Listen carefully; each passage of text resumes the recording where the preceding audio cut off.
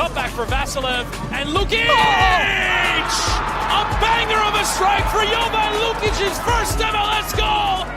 It's fallen out to Westfield! Oh, wow! He's nearly taken the roof of the net off! Philadelphia pounce again! Who gets his goal on his Union debut? The record signing, off and running in his first appearance for the club.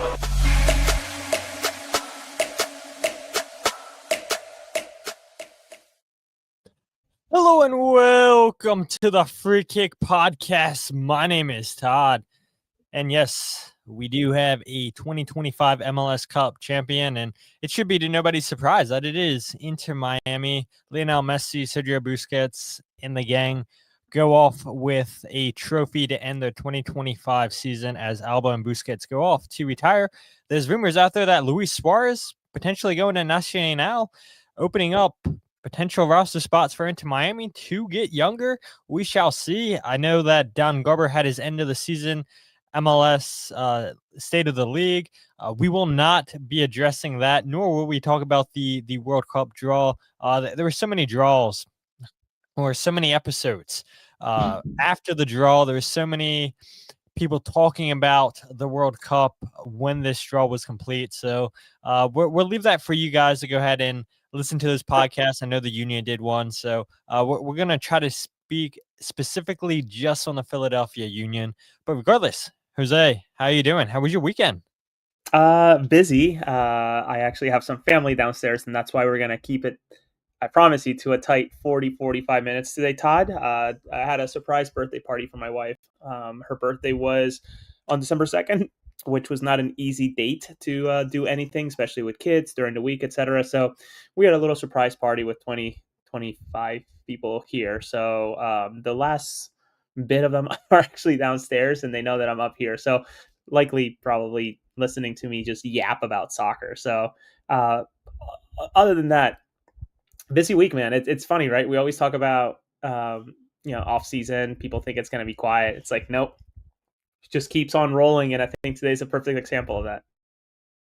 Yeah, absolutely. It's funny because I remember us sitting here last year doing the same thing, pretty much week in, week out, doing the podcast because there was so much news, and clubs don't sleep just because the season's over. They're constantly working behind the scenes, and they're constantly working throughout the season for previous or next season's coming up, and it's no difference for the Philadelphia Union. So we have a bit of news to talk about in terms of player signings that are now official, new players potentially joining the club. We'll talk about that, and then we'll go ahead and talk about the end of the season press conference with Bradley Carnell and director of the academy, John Scheer. That press conference was on Wednesday. Real quick, want to give a shout out to the University of Maryland for a fantastic season. Henry Bernstein scores the Lone Terps goal, and the Terps 3-1 loss to Washington Huskies. Washington finally gets the better of Maryland when it matters most, really. Really great game between the two sides. I know NC State maybe is the favorite to win the College Cup, but I don't know that Washington side. I had texted you, Jose. I said the winner out of Maryland or Washington's probably going to wind up winning the College Cup. Let's see if that happens. But yeah, college soccer is still going on, even though MLS Cup is done. So if you guys are still trying to get your soccer fix in, go ahead and check out college football, college soccer, whatever you guys want to call it, because the next games coming up are on Saturday, I believe, and then the final is going to be next Monday. But regardless, let's go ahead and talk about what is finally official with the Philadelphia Union. They announced the signing of Ezekiel Alladoh from Sweden for a club record fee of $4.5 million, signed through 2028 with options through 2030. And it's got to feel good, right, Jose? Something that you reported on a month ago, finally official by the club, finally gets over the line. And the Union, back-to-back seasons that they break their transfer fee record. Yeah, it's cool to see, right? You sort of work these leads and you work the reporting, etc. You put it out there, and there's some skepticism, which is fine. I get it, but I think it's I like to think that I built a reputation, excuse me, for only sharing when I know things are going to happen. So glad to see Alladoh come through. I think many are sort of seeing him as immediate replacement for UA. So we'll see what happens in those negotiations. But all I can say from talking to people and certainly watching clips of the play, not just the goals, because there technically weren't many in his time in Sweden. He's an unbelievable north south runner, very much like Mikael Ua in terms of what he can do to stretch the field. But what he's also excellent at is the hold up play. He does an incredible job of leveraging this massive frame of his to hold the play, to tilt the play from left to right, from right to left, and just make everybody around him better. So I'm intrigued to see how he sort of develops. I'm also intrigued to see what this roster build looks like with him and Bruno at the same time, or maybe alternating between the two of them, because we did learn that there's no U.S. Open Cup for Philadelphia. I think that was more or less something that we knew. But there will be CONCACAF, and I'm guessing likely Leagues Cup. So it's going to be a very busy year for Philadelphia this year. So glad to see that reinforcements are happening. I know we're going to talk about one more later. Yeah, we absolutely will. But real quick, I want to go ahead and just get some stats information out there. So I saw some negativity from people once the union announced the signing. And I remember when you announced that the union were finalizing this deal about a month ago, Jose, people were complaining about his goal scoring record: 8 goals in 32 appearances, 1 assist in 2,348 minutes. And here's the thing, right? He's 20 years old. And players are, when they're that young and everything, you don't expect world beaters at that age, because if you're going to get a striker that's scoring 10 plus goals, then Ezekiel's easily going to go for $8+ million. And let's not forget that there were teams in the championship linked with him, a couple teams in Belgium linked with him, and the Philadelphia Union, to see them beat clubs like that. I know Leicester was one of the clubs that was interested in him, and we know Julian Kranz is there on loan from Feyenoord, and I think seeing Leicester linked with Ezekiel tells you how they feel things are going in their striker department. And so to see the Union go out here and have a competitive offer, and again, you see the negativity online where people are like, oh, well, 4.5 million, that's barely a high fee compared to most clubs in MLS. That's barely higher than what most clubs are paying in MLS. And still, I think the Union need to be applauded for being ambitious, for going out there, having good scouting, and finding a player that I would imagine, Jose, only signing a 3-year deal.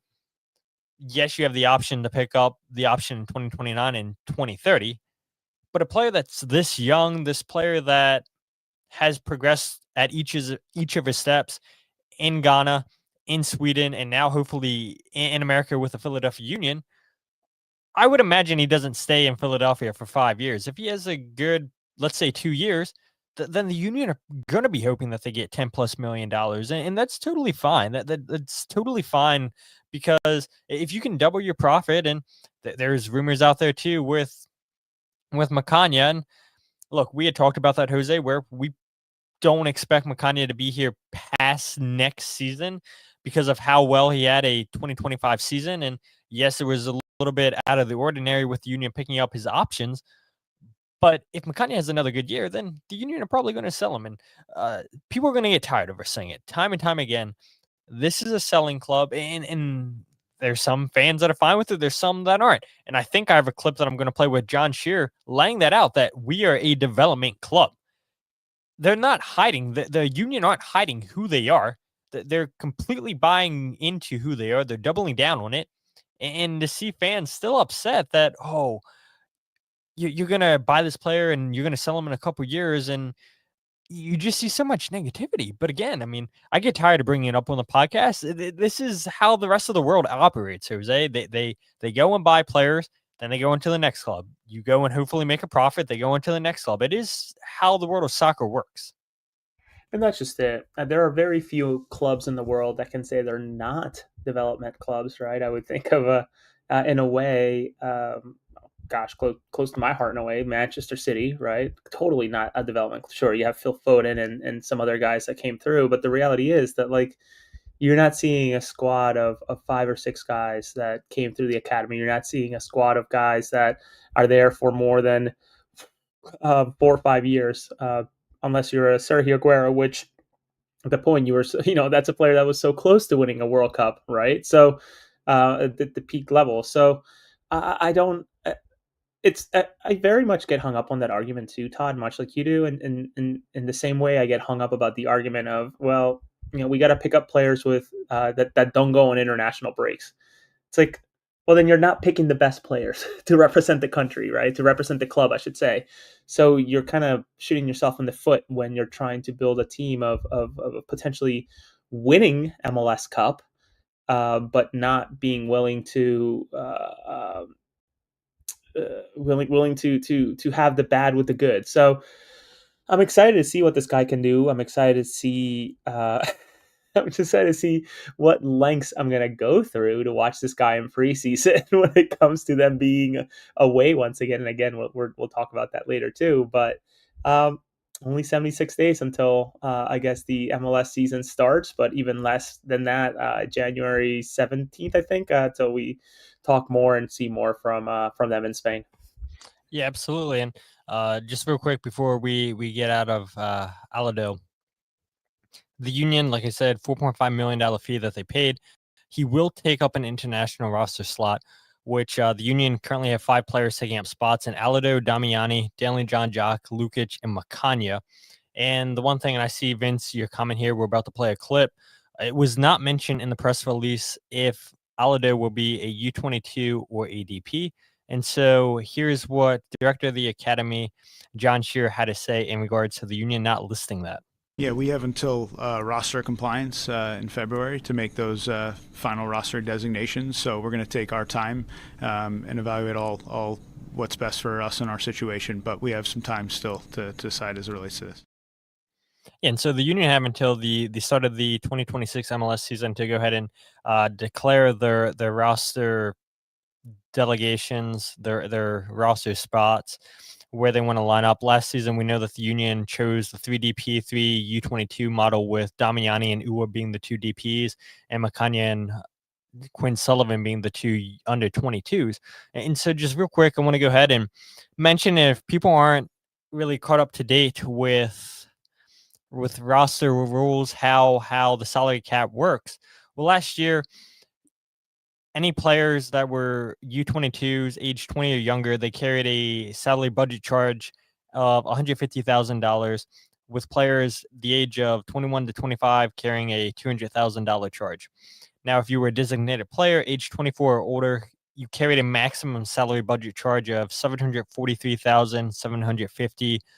The clubs can use GAM to buy that down all the way down to $150,000. And so the Union, do they want to go that U22 route? Do they want to go that DP route? Because it all depends on, okay, how they want this to hit the salary. We saw last year too, if you went the 4DP model, that teams had the potential to earn up to $2 million extra in GAM. And so that's always intriguing to me, Jose, especially a team that's not going to go out there and spend a ton of money like the Union. I could see as much GAM as possible being beneficial to a team like the Union. I think in general, I think $2 million in GAM, that's beneficial to any club. And so we'll see what happens. But also, too, I do want to make a point, and this is my bad. In the article that I had wrote about the signing of Alladoh, I guess I kind of alluded that the roster rules are still going to be the same next season. And we don't know that yet. MLS hasn't said what the roster rules for 2026 is going to be. Do they completely change it up? And I know teams, I know fans want a higher salary. Do they change these models up? We shall see. But if MLS did decide to keep everything in place, what they did in 2025, that is the latest. That is the salary budget charge. Anything you want to add there, Jose, before we move on to this deal with the Union finalizing? No, nothing to add. I think it'll be an interesting couple of months, as I think the calendar flip sort of has thrown a lot of different things into the mixer to sort out. And I think this is one of those things, and also contracts, which again, we'll talk about in a bit. Yeah, we can go into that. I mean, it's a good segue. I did have that up next. So this is something, again, that you and I talked about last show, and maybe we've talked about it before that as well. But how is MLS going to handle player contracts for that shortened 2027 season? I know you had reached out to the club. You were waiting on a response back. And so it just so happened to be that the union had this end of the season press conference, and they had announced Alladoh the same day as this press conference. And so you were able to work your question around this new signing. And this is what John Scheer said in terms of how salaries will potentially work for 2027 during that shortened season. What the contract date through is has been reported. This is something that we're working through in terms of all of our signings and trying to navigate the new landscape of MLS and what the next year and beyond will look like. So that's something that's ongoing and it's active in our discussions with our leadership team. So basically, we don't know yet. As nice of an answer as John gave you, that we're not sure yet. We're still working through this. No, and John was incredibly kind with his answer. He said what he had to say, right? It's the date that's reported is what's reported, which notoriously obviously just says 2027, doesn't even say through the 2027 season. It just literally says 2027, 28, 29. Which is great because I take that as calendar years. So, it doesn't matter for a player like Alladoh, and in technicality, I don't think it'll matter for a player like Olwethu, but there is a real possibility that across the league, as it stands right now, there are many players that are not internationally bound, meaning transfers to jump to another league, that genuinely just have a contract through the first half of the 2027 regular season, which comes 2-3 months after the sprint season, the 14-game season. So there are some teams right now, again, this is as it stands or as it's been reported or the knowledge that we have, where a starting center back could literally just play through December and that be part of Real Salt Lake or the Seattle Sounders from January 1 onwards till the end of the season. So to me, it's just mind-boggling that this is a detail that needs to be sorted out. Maybe it is sorted out and they're not ready to talk about it as they're waiting for a press release or the last bit of negotiating with not just players, but also the players union. I also wonder, and this is where my brain goes in the business side, how do you even calculate bonuses for 2027, right? How do you calculate bonuses for technically a whole season in the sprint season and half a season in the regular season that's the rest of 2027? My brain I can't wrap my head around how some of these contracts are going to work. And honestly, I don't think that the players, as it stands right now, have any need to really renegotiate. They could say, screw it. This is what I'm staying through. And, it is what it is, So I'm sure that there's a bigger hand at play here in the MLSPA because they're all members of it. But I'm fascinated with this type of stuff. So I apologize for my obsession behind it. This is the goofy business side of things that really catches my attention. Yeah, I think it comes to no surprise, people that have listened to you and I doing the podcast for, I don't know, I feel like pretty consistently the last year. You and I do enjoy talking about the CBA. We do enjoy talking about the roster rules, which I know is not what everybody wants to hear. I know that it's a little bit too much for people, but to try to get the best understanding of this league, you try to make yourself as informed as you possibly can.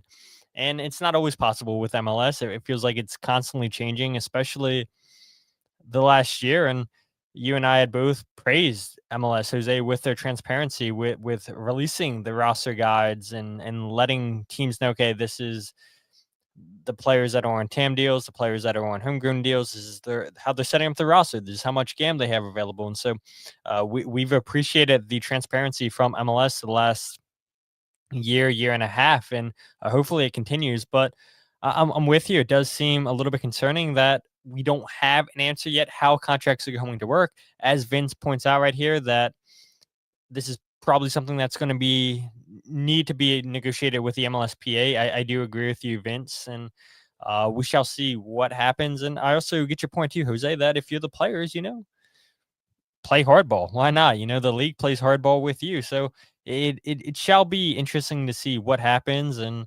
uh, you had joked, Jose, that shortened season, you're going to have that little asterisk on it, whoever wins MLS Cup. And wouldn't that be typical Philadelphia Union if they come away winning a trophy after a 14-game regular season? Oh my God. Can you believe that? That would not be good. But as big of an asterisk as the first Shield, unfortunately, right through the shortened COVID season and all the mess that it was. So yeah, it's just I just wonder about this stuff, and it's you're right. It's you just gotta put your shoulder into it and learn about it if you really want to enjoy this league. I know people hate it and it's mocked about in this about this league across the world, but this is what makes it so different and so interesting. And you're right.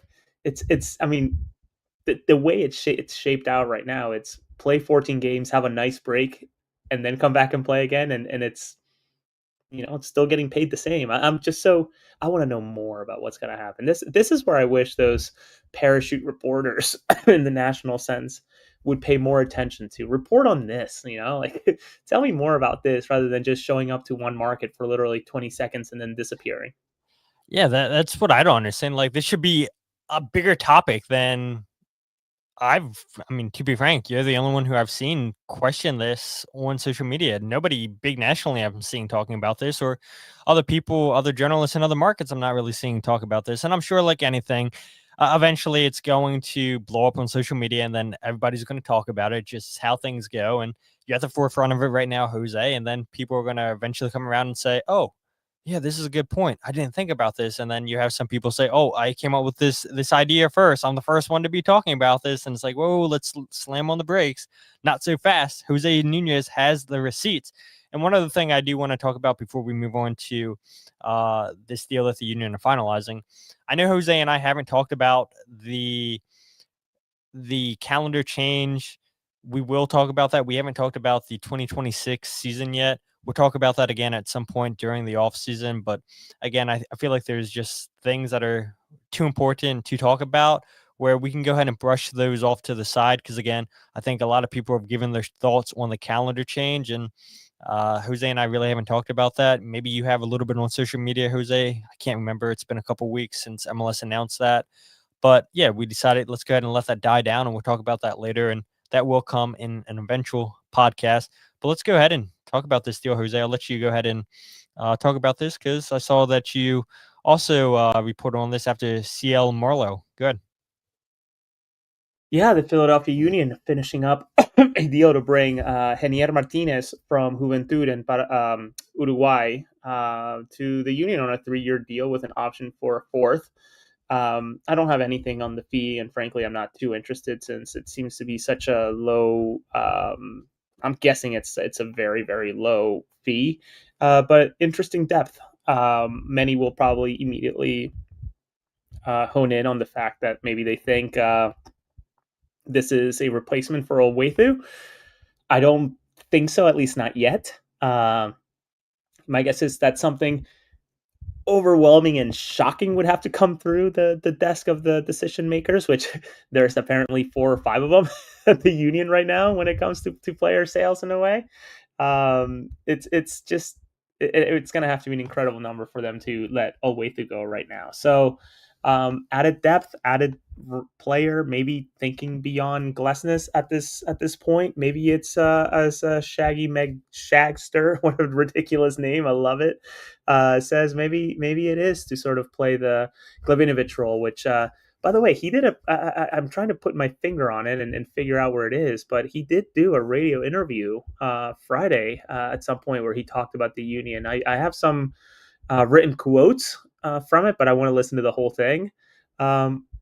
Man, the dude really wanted to play here. It was pretty telling. So, got off topic, but yeah, Union bringing in another young South American.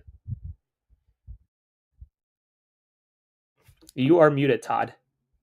Michael says here, am I incorrect? Was it a 3-year contract?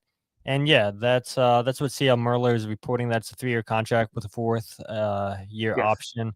22-year-old center back. And Yeah, I don't think this is a replacement for Makanya. I don't think this is a replacement for Glesnes, because you had mentioned earlier, the Jose, CCC play for the Union, MLS play. Obviously, we would imagine Leagues Cup. Haven't heard anything on that yet, but we do know no U.S. Open Cup, so there is going to be a significant amount more games for the Union this season, and the Union do pretty well. I feel like getting out of the first game in CCC, they do good getting out of the second, making their way to the semifinals. So yeah, they could potentially play a significant amount of games leading up to that May final in CCC with all the MLS games that they're going to play. And then the second half of the season gets interesting because you take that long break because of the World Cup. And then you're playing a game, it seems like every 3-4 days in the second half of the schedule. Again, I know Jose and I haven't shared our thoughts on that, and we will when the time comes. But yeah, I think this is a solid deal for the Union. 32 appearances for Martinez at Juventud, 25 starts, 2 goals, helped keep 14 clean sheets and 2,341 minutes played. Prior to that, he was with Central Espanol in the second division in Uruguay, appearing in 17 games, 17 starts, 2 goals, kept 5 clean sheets in 1,500 minutes. And the thing that's interesting is Juventud have sold 2 center backs in the last 6 months. One to Lyon for $870,000, and then one to Union Santa Fe for $724,000 in Argentina. And so, for a club that's now on the verge of selling a third center back in the last 6 months, I think that has to be credit to the club for obviously doing a good job scouting, because if you're selling 2 center backs prior and now you're selling a third one, it seems like you know what you're doing defensively. It seems like you know what you're doing in scouting if teams are coming to you, buying your players, especially young center backs. And yeah, for the Union's sake, they're going to hope that Martinez winds up being a successful signing. And I think this is something that makes you happy. I know it makes me happy, Jose, seeing the Union continuing to hit South America. I feel like there's just so much untapped potential there. And I know a little bit biased on your end. You want to see Bolivia a little bit more, maybe. But yeah, to see the Union hit up South America, I think this is long overdue, if I'm being honest. Yeah, and it's somebody made this point. I didn't even think about it, but the same day that the news break, whether it's through Merlo and Merlo and I, whatever, the same day that Martinez is being rumored to go to the Union or about to make his way to the Union, Jose Martinez scores. So it goes to show again that the Union just are the scouting's great. They are certainly tapping into every possible market, just looking at everybody. And it wouldn't shock me just to continue to see just off the wall, beaten path signings and players that the Union end up bringing in. So I'm sure there's more to come. I can't imagine that they're all done. Yeah, and I would imagine that this would take up another international roster slot for the Union, leaving them with 2. And then the Union's roster would be at 25. They would have 4 center backs on the roster, just like they had last year prior to Jan getting injured. So could the Union go out there and potentially sign another center back? Maybe, but I think 4 is a pretty solid number, if I'm being honest, Jose. And then you still have Nathan Harriel, who could fill in there and play as an emergency center back if need be. So I would be shocked once this deal does become official if the Union go out and sign another center back. I think midfield is where the Union maybe turn their attention to, especially because we had heard from John and Bradley that, the summertime, that they're kind of hoping that Quinn Sullivan, they're go ahead and reassess and see where he's at. And I don't think you can wait that long for Quinn and not have a midfield replacement. So I wouldn't be shocked if we see a midfielder sign for the Union prior to preseason, which is I think a good transition for us right here, Jose, where I'm a little bit shocked by this, that Bradley Carnell had admitted that the Union are traveling to Spain yet again. They'll leave on the 17th of January. They'll have 2 or 3 games in Spain, and then they'll head down to Clearwater, Florida to face FC Cincinnati and CF Montreal before they play a CCC game either February 15th, 16th, or 17th. But yeah, Bradley Carnell just straight up saying, yeah, we're heading back to Spain and we're going down to Clearwater. Yeah, dude, I can't tell you that as soon as that came out of his mouth, I sort of was just like, I was taken back, right? Because this is if I'm not mistaken, Todd, this was very much a not massive, but it was a pretty big marketing beat for the union, right? Of like, there was a social media post. They did a ton of like leading into it. Obviously, Sage Hurley and team and everybody in the social team did a lot while they were there and filming and whatever. But there was a lot of outside of me, I remember when I broke the news that they were going to Spain and the teams that they were playing against, the union did end up obviously continue to announce and whatever, but it felt like there was like a weight behind it. So for Bradley to just say it in the middle of the press conference was kind of neat. I also appreciate him saving us the fake suspense of trying to figure out who they're going to play in Florida, right? And just outright saying who they were going to, how many, the two opponents that they will play in Florida. It's like, okay, there's no guessing. And at this point, it's probably fair to say that maybe it's a pencil in Cincinnati and Montreal every single Florida trip, because it feels like this is the third or fourth year at this point, right, of those two teams at the very least. Yeah, and I think nobody's shocked when Jim Curtin was there because of the connection with Chris Albright and Pat Noonan in Cincinnati. So, and they would always play 120 minutes too, regardless of the score. Like, they're like, let's go and play 120 minutes. And remember a couple years ago, there was that little skirmish, the little pushing between Cincinnati and the Union, and it was Bupenza, rest in peace, in the mix of it between the Union. I believe he scored a goal, and there was a whole bunch of pushing going on and bad blood for them. And that's what you love to see. These two teams where, okay, let's face it, preseason games don't matter, but just going at it, acting like the game matters. And Bupenza, like, taking the piss. I think he, like, chipped Andre Blake or something. I forget the clip. I have to go and look on it, look on social media. But he scores a goal, and the Union were not happy. And yeah, I think that's what we want to see. I think he chipped it and then he walked it in and Glasnost shoved him or something like that. It was something weird, but you're right. That is kind of the fire you want to see in the belly. If anything, the most memorable thing out of the last couple of preseasons, I guess, against Cincinnati specifically, was the interview pre and post game that Corey? I think it's Corey Baird give out. He's now with San Diego. But at the time when his first preseason with Cincinnati, said, yeah, they told me that this match is going to be pretty fiery, so I'm excited to play in it. Opponents that, we don't like each other and et cetera. And then after the game, it's like, yeah, that was fucking crazy. Just like, I was not expecting that type of match for preseason. That was interesting. So yeah, it's always, it's just, to me, it's just so funny that it just outright said what we as press are like trying to figure out, like, who are they playing in off season, because we're so hungry for news at that time, and for Bradley to just ease it into our laps is just fantastic. So much appreciated, Bradley. I'm not sure if you listen or watch or any ways that you get this, but we appreciate you. That was very kind of you to just outright share. It was. And Vince chimes in and says he went past him and slowed down, waiting for Blake, and then tapped it in backwards. That's exactly what it was. I can see the whole play in my memory. That's exactly what it was. So thank you for that, Vince.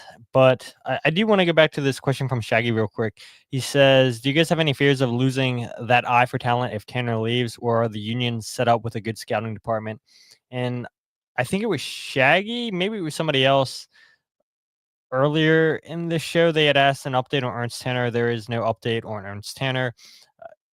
People try to get an answer for that at the press conference, but John said, we're cooperating. We can't give an answer as this is an ongoing investigation. So, yeah, just not sure where things stand with Ernst Tanner. I thought maybe somebody would ask MLS Commissioner Don Garber at the MLS State of the League address, but I don't believe that was asked. And yeah, we'll see once MLS decides, all right, we've either found stuff that credits this report in The Guardian, or yeah, again, there isn't anything to this, so we shall see. But to your question there, Shaggy, are we concerned?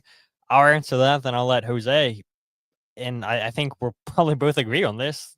Like the Union are set up really well. Like, and I think it's pretty clear with John Scheer, just the continuity, this togetherness from the club. Bradley Carnell comes out and says that, yeah, it's a brain trust of himself, John Scheer, Chris Zitterbart, and Matt Radicic, all working together as one, really honing in. And John, I think this is the clip I have posted or about to play, talks about how, yeah, we're taking on extra responsibilities, but we want this club to be successful, especially for 2026. And it's not like these guys weren't a part of the deals, the negotiations prior. They've been working hand to hand. And so I don't fear Tanner leaving the Union and then things just going south, like maybe some fans on social media have suggested. Maybe some fans are afraid is going to happen. I don't think that's going to be the case with the Union, just because of how well this team's set up structurally. And I don't know who would replace Ernst Tanner. I'm sure that would probably be a question too. Do they go in-house? Do they go to Europe? Do they hire somebody in America? I have no clue. But yeah, I just think there's enough talented people here in this organization that are really, really good at their jobs. And yes, Ernst Tanner gets a lot of credit because of what he's been able to do since 2018 with the Philadelphia Union. But there are a lot of really good people in that organization that help Ernst Tanner. And yes, Ernst Tanner has the final say as the sporting director, but yeah, I feel confident with the staff that the Union have set up. Jose, anything you want to add there? No, I think you're bang on, right? It's pretty clear that the scouting department has been great, will continue to be great, will be great. But where I maybe will push a little bit is at some point, yes, it can be a brain trust, but it really does need to come down to having a spear, right? Who is going to be the tip of the spear? Who is going to be the representative of this all? Who is going to be answering the questions of this all? And I must admit, and listening during this press conference, and maybe it's pretty telling of who came out during that press conference. Like, it's obviously going to be the first team coach. And maybe John Scheer is taking that public face, right? Of who is going to be the new Ernst Tanner, or who is going to be the person who is on the spotlight for a lot of these decisions. So John, having been at the team for 7 years at this point, I believe, having really done a lot of work, whether it's academy work, scouting, second team, certainly knows his stuff, knows what he's doing. And I'm more intrigued to see, whether, even if it's not, even if the investigation comes out negative, do the Union keep Ernst Tanner anyways? And if not, is it an internal or is there a national search for a replacement? Because again, I think structurally in a pyramid, there has to be someone up there to kind of, face the music when it comes down to it. So the longer this drags on, the more annoyed I get about it. Just sort of, at this point, if you've investigated it once and now you're investigated again, hopefully it's pretty clear yes or no, and just make a decision so the team, and us as press don't have to spend this time talking about this type of stuff anymore. So it's gonna be a busy off season. Yeah, it absolutely is. And so, again, since you asked the question, Shaggy, we'll just continue on this topic. A lot of questions asked about, how this organization's going to work. I mentioned it, Scheer, Carnell, Radicic, and Zitterbart all taking on that responsibility. We all know, and John Scheer had let it been known publicly. I don't think this is any secret that MLS does sign the contracts when the players sign, because the league is in charge of the contracts, not the teams. But then anything else that needs to be signed, it's Matt Radicic signing it as the assistant sporting director. But another thing I want to point about is what I've been talking about, that continuity between all parties and just taking on more responsibilities since Ernst has been placed on administrative leave. Yeah, look, I think it's our duty to continue to keep this train on the right track. And I think it's something that we were all involved in these conversations and processes to begin with, given how collaborative we need to be, quite frankly, as a club. We are a development club. We're always looking from within first, as I mentioned, for players and staff. So there's so much natural overlap already. But with that said, yeah, we've in this working group are open to taking on more responsibilities again to put the club first and make sure that we're headed in the right direction come 2026. Yeah, right. I mean, John says it there that we look at staff and we look at players for promoting within first, and then we go outside the box. And if the union don't think they have a player there, then obviously they go out and buy a player. If they feel like they don't have the coach there, they go out and get a coach. We saw the union went out, got Bradley Carnell, replaced Jim Curtin with him. They go out and replace Ryan Richter within, replace Marlon LeBlanc. And so, yeah, the union are always going to look in-house, and we see it even with the academy setup, guys going up to higher age groups, guys going down within the age groups. And so, again, they're not just speaking just to speak. It's facts. It's literal facts. This is what they do. Yes, they do look in-house. Yes, they do promote staff, players within. How many players get homegrown contracts? We know that the union are one of the best at developing talent, identifying talent, getting players into the academy, and so on. And so, again, this staff, this brain trust of the four guys, they're not just sitting on their hands just because their boss is no longer at the organization for the time being. It's like, oh, let's not do anything. Let's wait and see what happens with Ernst Tanner. No, of course, they're going to go out and continue to make deals done. They have their short list. I mentioned at the beginning of the show. It's not like, oh, we're just coming to a decision right now. This is what we need. No, it's month-long processes of scouting, of talking to agents, of finding out the best players that can fit into the system. And so if a deal is close to being done, you have your guys in place to go ahead and get that deal done.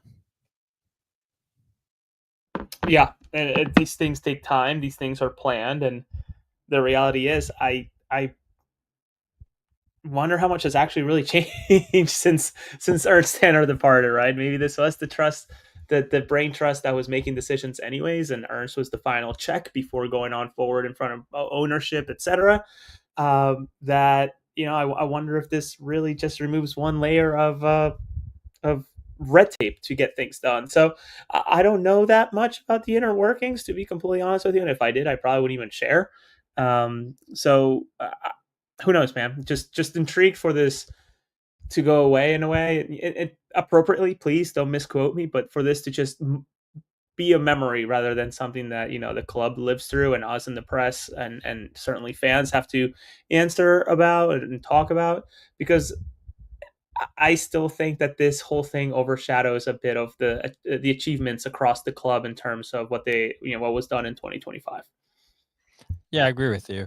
But let's go ahead and move on to Andrew Rick and just rotation. We had talked about it a couple times, Jose, with being in CCC next year. Leagues Cup, we'd imagine, comes back. Obviously, you're in MLS, so quite a few competitions for the union. You're going to need rotation. It's good to see the union go out there and get business done early, because let's not forget, too, Bruno Damiani was with the club for the first game in Orlando City, but didn't make the match day squad.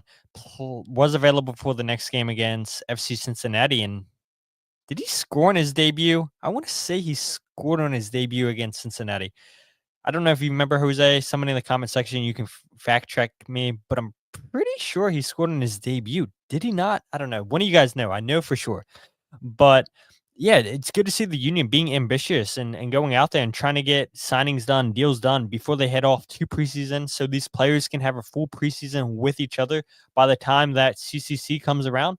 okay, hopefully there is no questions with the new players how we want to play. There is no questions about, okay, this is where your teammates are usually on the field. We'll have everything hopefully worked out for preseason. So it is good to see that the Union are getting signings done before they head to Spain.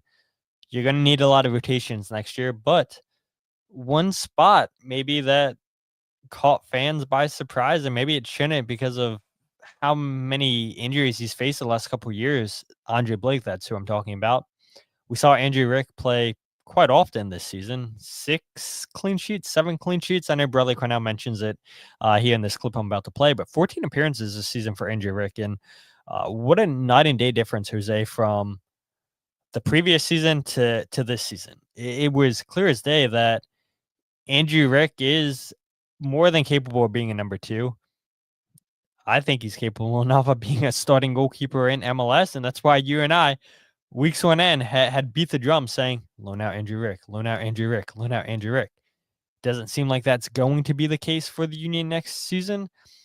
But yeah, Andrew Rick, Jose, I mean, it's taken a massive step from the previous season to what he accomplished this season with the Union.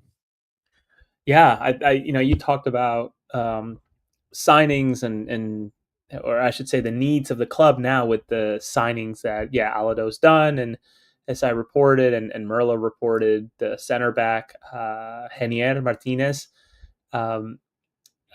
I'm most intrigued onto what they do with goalkeeper in terms of bringing a third person in, because I'm fairly sure that that's a keeper core that they don't want to be shorter than 4 when you think about Union and Union 2, right? Having 3 with the first team and having a standard backup a standing starter for Union 2, and likely a backup that, is that third keeper that sits with the Union. So I I'm gutted for Andrew in terms of, not getting the opportunity to go and play with Frankie earlier this year at the World Cup. But I know that Andrew's likely a player that will continue to grow, that he will continue to attract a lot of attention. I would even go ahead and venture that Rick is probably one of those top prospects for the Union, believe it or not. And it also begs the question, at what point do you stop calling them prospects? Because he's obviously a good player that could probably start in a good bit of MLS teams across the league at his age with the experience that he has. So intrigued to see if the negotiations for George Marks, what those look like. But for Andrew, I that loan train probably came and went, and it all kind of fell apart with the Oliver Semla case, or I guess mistake in a way. Yeah, I agree with you. But this was Bradley Carnell on Wednesday talking about Andrew Rick and rotation in general. Yeah, I think that's natural. And I think if you have a look at our cadence of how we've rotated this season, not just with the goalkeeper department, I think it's been a natural progression. And sometimes it was due to Andre's travel, maybe sometimes some physical aspects going on. But for Andrew to get 14 games and the 6 clean sheets to go along with it, to play a big part in this historical season in many ways, kind of gives us a precursor to what it could look like. But Andre knows exactly what he needs to do. It's a big year coming up for him as well.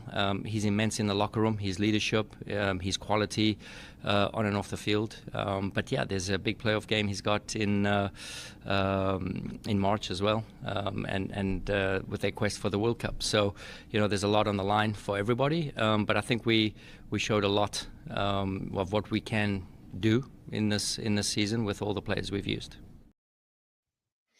Yeah, a lot you can potentially read in there with Bradley Carnell's answer on rotation, on Andre Blake, on Andrew Rick. Not going to go ahead and speculate and try to break down word by word, put words in Bradley Carnell's mouth. But the one thing, again, you can't deny is an unbelievable season for Andrew Rick. Again, if this is 2 seasons ago, fans aren't confident watching Andrew Rick, I would imagine, come in for Blake in the game against New York City in the playoffs. Andrew Rick gets thrown in the fire, makes a save right away, and then I believe it was called for offsides. But even with that being offsides, that's exactly what Andrew Rick needed in that moment, was to come up with a big save. You're coming into the game cold. You're not facing any live shots. Yeah, you have Phil Wetton on the side kicking the ball at you, but it's not live action shots. You're getting thrown into the fire. You're already down 1-0. You want to go ahead and keep that score at 1-0. And Rick comes in there and makes that stop, even though it was offsides. And that just ignites the fire. That helps give him confidence. And I think that's the biggest difference that we saw from the previous year to this past season with Andrew Rick is confidence. You get thrown into the fire, like you said, Jose, with Oliver Zemla maybe not living up to par, hoping or being what you had hoped that it would be, because we had saw him in USL lead the league in clean sheets, be the goalkeeper of the year. We know that USL to MLS, it's a massive jump up. Like MLS Next Pro to MLS is a massive jump up. And so Andrew Rick's learning on the job. But after he gets that experience under his belt, yeah, he knows what to expect coming into the next season. He has that confidence. He has saves. He has moments. He knows how to command that back line. And so it's only a matter of time before Andrew Rick becomes week in, week out starter.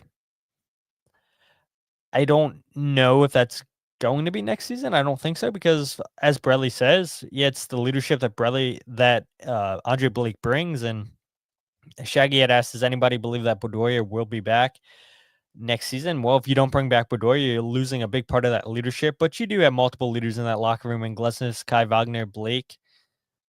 But eventually Blake's going to be gone. And I think,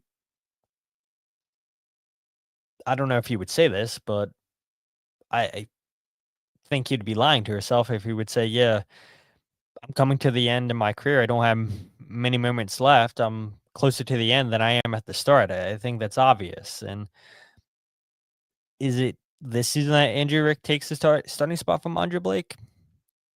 I don't know, but I do feel like it's getting close. Last season taught me a lot, and just watching how the goalkeeper, Jose, the goalkeeping spot has become so modernized with, you want a goalkeeper that's so good with the ball at the feet. The Maryland game, Mac, the goalkeeper from Maryland, he's a sophomore. We were watching on the throw, and this dude's coming out of his goalie box asking for the ball. And to see a goalie that confidence out of his goal asking for the throw in because he's so good with his feet, I was blown away. I was like, what is he doing? Like, get back in goal. But that's how goalkeepers are, Jose. That's how they're getting coached up, is to be good with their feet. Andrew Rick told us, coming up as an academy player, as a youth player, prior to signing with Union, he was a number 6, a defensive midfielder. That's why he's so comfortable with the ball at his feet. And so you see it more and more. Goalies good with their feet, both feet. Andrew Rick gets an assist last season. And so I do think eventually we see Andrew Rick become the starting goalkeeper, the week in, week out goalie. Because let's not forget too, Andre Blake was in that situation, gets drafted. Zach McMath was here. Who else was on the goalkeeping department? There was 4 goalies on the team. Was Mbolo? Was he with the Union when they drafted Andre Blake? I believe so. He definitely, Zach Mack was the starting goalkeeper, but then Andre Blake eventually took that starting spot. So yeah, Blake knows what it's like to lose your starting spot. And again, he'll give everything to keep that spot, but this is what you want to see. You want to see players pushing each other, and there should be no locked-in starter in this team. And I don't think so under Bradley Carnell. 29 different starting lineups last season, Jose. It's crazy. A departure from what we saw with Jim Curtin, that's for sure, right? In terms of starting lineups.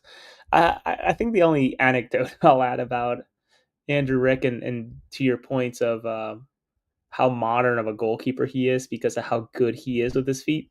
I remember being with you in a press box and we were watching a game, and I remember poking you and saying, Andrew should probably push up a little bit, get the ball, and ping it to Quinn Sullivan over to the corner because they're just giving him miles of space.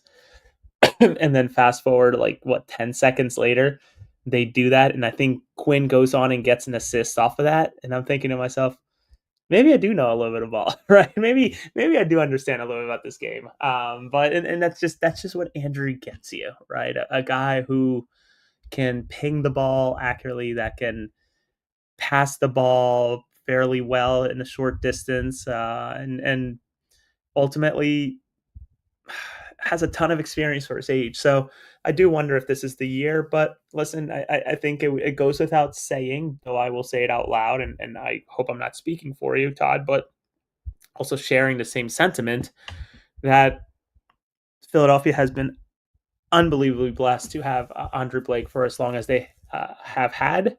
Uh, that they have been fortunate to have watched the things that Andre Blake has done um, between the sticks, and I have fallen for the Andre Black mistake at a press conference in the past. So Andre Blake has been just an incredible servant to the club, and I think if not Bedoya, probably the easiest next shoe in for the Ring of Honor. Like I would even think that Andre Blake goes beyond Bedoya in terms of Ring of Honor when it comes to walking in and getting on there right away. Yeah, exactly. I mean, this isn't to discredit by any means, and hopefully, if this gets to Andre Blake, hopefully he doesn't take it that way, because I know what he's meant for this club. He's easily, over the years, saved the Union 12 to 14 points a season, earned them 12 to 14 points a season. Been one of the best goalies. You can make the case, the best ever goalie in MLS. And his game had been taken to another level once Phil Whetten joined this team. And that's what you get with somebody like Phil Whetten. He's always going to bring out the best in you. We saw it with Andrew Rick this season. We saw it with Andre Blake when Phil first joined. And so, yeah, I'm very grateful to see what Andre's done in the club. And again, the end of his career is a lot closer than the beginning of his career. And so I know some people say about other clubs, because this player's been here for so long, they should get the chance to decide when it's time for them to stop playing. And I get that, but again, no player is bigger than the club. And just look at everything that's going with Mohamed Salah in Liverpool right now. I mean, what a mess that is. A club legend just completely unleashing it all to the media, saying that, his relationship with the manager is broken, saying that it seems like somebody at the club wants him out. And yeah, I mean, that's a club legend. I see some Liverpool fans are torn, saying that, fire Slot, keep Salah.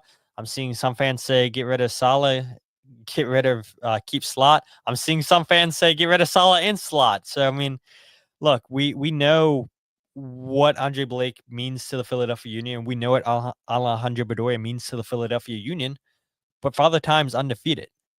And sooner rather than later, it's going to be Andrew Rick as the starting goalkeeper. So that's pretty much all I have to discuss. Everything I wanted to share about the end of the season. Alladoh, the new signing that hopefully gets announced this week, next week, hopefully before Christmas. I mean, 2 signings before Christmas. What a holiday for Philadelphia Union fans. I mean, reminds me of the season where they signed Sergio Santos and Jose Martinez before Christmas. So maybe the Philadelphia Union do it again. That would be nice. And if anything, I appreciate that. Again, from that press conference, we have dates to work back from, right? In terms of January 17, and likely they'd probably play their first game the 18th or the 19th. I would think, a day or so to acclimate to the time zone, etc. The time change. But no, this was great, Todd. It's always a joy to join you. And man, I honestly didn't think that we'd have much to talk about today. But that end of season press conference and certainly today's news, and likely I'm sure something else will pop up between now and then that will have us back here having another good conversation. So I appreciate you. Yeah, so we'll go ahead and we'll let you end it secondly. But if you guys aren't following the podcast on Twitter, Instagram, or Facebook, follow at Free Kick Pod, where we get your podcast of the Free Kick. Check out the YouTube channel, youtube.com/Free Kick Pod, where you can watch the podcast live every single episode, youtube.com/Free Kick Pod, for the goals breakdown video as well. I'm pretty sure I did that twice. And if you guys want to check out my writing, goals breakdown video, or the podcast all in one place, thefreekick.substack.com. Now, Jose, where can people follow you? You can find me at Jose R. Nunes 91 on Twitter, Blue Sky as well. I'm trying to be better about using that more. I know that there's a big subset of the population that moved over that way from X.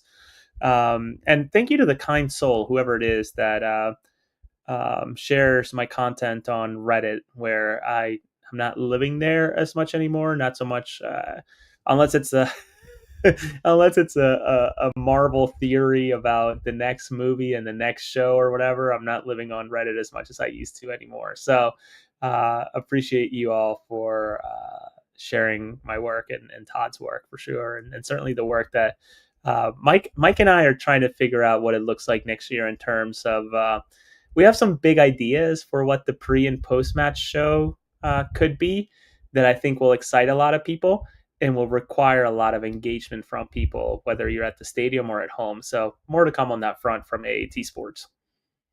Yeah, absolutely. And the last thing I'll say before I end the stream is I set a goal a couple months ago. I said, let's get to 500 subs on YouTube before the end of the season.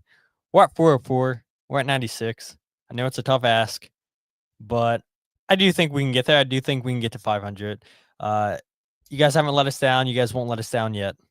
So let's try to get to 96 more subs, and we'll be at 500. And I did get a whole bunch of information from Spotify for the listeners, and we can talk about that next episode, Jose. A lot of positive trending numbers for the listenership, new subscribers, people listening to the podcast all over the world, which is so surprising to me. Apparently, we have a big audience in Mexico, which is mind-blowing to me. I don't know why. Maybe that's because of you, Jose. I see South America is popping off too. I haven't seen Bolivia, but Argentina, Paraguay, Brazil all popping off, and maybe that's because of you, Jose. I don't know, but yeah, we're definitely international, and all the people that watch, I'm very, very grateful for you guys. And again, we can go over those numbers next episode, but the chat, you guys make the best part of this show. People that leave comments back, yeah, you guys are the best, and I appreciate you. Jose saying one more.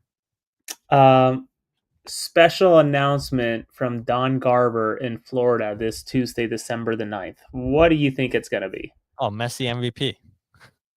Without a doubt. They haven't announced it yet. That's the one award that's missing yet, right? Yeah. I thought it was going to be talking Messi. We're ending the episode talking Messi. It's going to be MVP. I thought it maybe could be that somehow, because it would help it so much, somehow Inter Miami gets into Copa Libertadores next year, playing in CONMEBOL in a way instead of CONCACAF Champions Cup. I mean, that would be awesome. That would be. I would watch the shit out of that. I mean, Miami would absolutely get waxed, but it's going to be Messi winning MVP. Oh, dude. I mean, that would be fun. As much as I don't like Miami, I would love to see that, just to watch them get slaughtered. Because let's face it, the way that the roster rules are right now, there's no way that Inter Miami's competing with the best of the best clubs in South America. I mean, they struggled this past season in CONCACAF Champions Cup, got demolished by Vancouver. And I don't think that scoreline against Vancouver on Saturday justified what the final end game was. But, oh my God, dude. I hope I'm wrong, but it's definitely going to be Messi's MVP. But can you imagine, playing in Copa Libertadores? Well, Miami stands zero chance. Zero chance. Yeah, it would be fast. All right, finish the show. I'm sorry to interrupt. No, you're good. So, yeah, I know, Michael. No blunder of the week. No blunder of the week. Maybe we'll do it next episode. Maybe because I didn't do blunder of the week, that should be blunder of the week. But look, an hour and 4 minutes. We said 45 minutes. Try to keep it close to that. Flying through the topics. Yeah, it was never going to happen. But I thought an hour was possible. But Jose got me going on a rant. But it's all good. So we'll see you guys the next time there's big news. If not, then our regular scheduled show on Sunday. But with that said, my name is Todd, and this is the Free Kick Podcast.